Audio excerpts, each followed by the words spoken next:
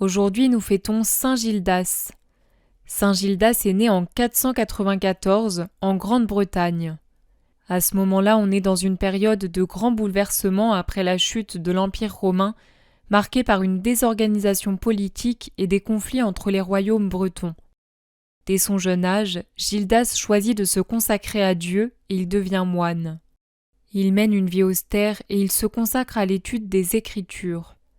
Il voyage beaucoup, notamment en Irlande et en Bretagne, où il va fonder ou réorganiser plusieurs monastères. Saint Gildas est également un grand écrivain.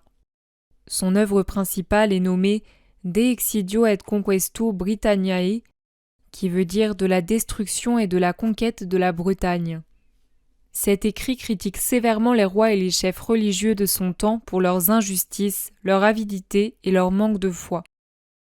Dans ce texte, Saint Gildas appelle à la conversion, à la justice et à la fidélité à Dieu. Saint Gildas va terminer sa vie en Bretagne, sur l'île de Watt, une île qui se trouve en face de la presqu'île de Rhuys. Il y établit son ermitage. Il y vit en toute quiétude, en prière et en simplicité. Mais rapidement, des disciples se forment autour de lui parce que sa sagesse est tellement grande que les fidèles veulent suivre son exemple.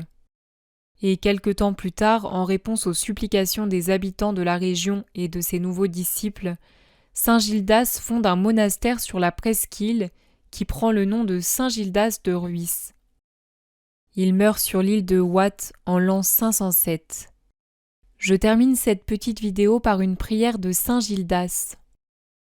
Protège-moi, Seigneur, de telle sorte que de la plante des pieds au sommet de la tête, je ne sois frappé du mal dans aucun de mes membres, jusqu'au jour où, après avoir reçu de Dieu le don de parvenir à un âge avancé, ayant effacé tous mes péchés à force de bonnes œuvres, je puisse me détacher de la chair, me rendre libre et me laisser porter par la grâce de Dieu dans la joie des célestes et fraîches retraites de son royaume. Amen.